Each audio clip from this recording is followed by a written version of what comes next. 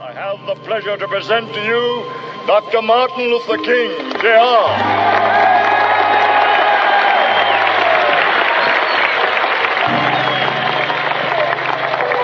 I am happy to join with you today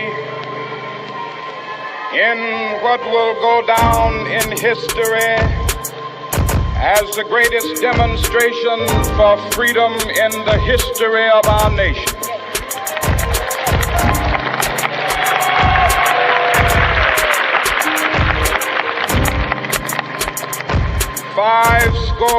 Years ago,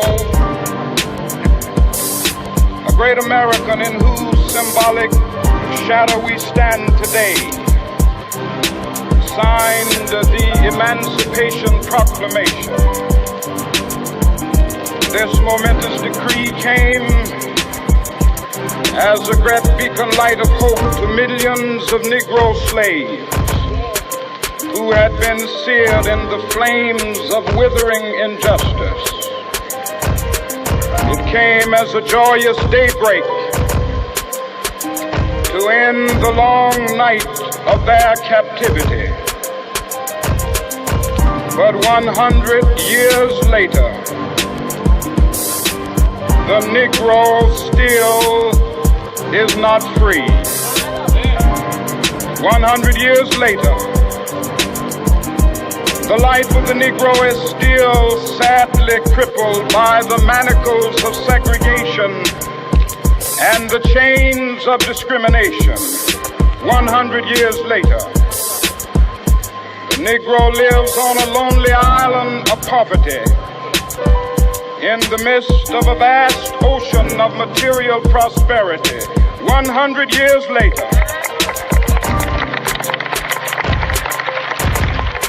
the Negro is still languished in the corners of American society and finds himself in exile in his own land.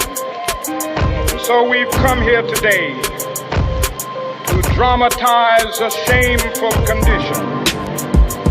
In a sense, we've come to our nation's capital to cash a check. When the architects of our republic wrote the magnificent words of the Constitution and the Declaration of Independence, they were signing a promissory note to which every American was to fall heir. This note was a promise that all men, yes, black men as well as white men, would be guaranteed the unalienable rights of life, liberty, and the pursuit of happiness. It is obvious today that America has defaulted on this promissory note insofar as her citizens of color are concerned.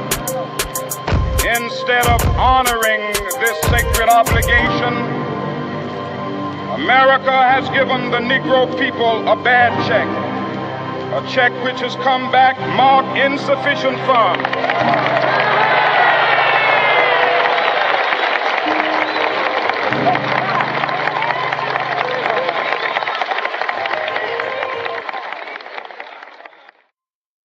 I have the pleasure to present to you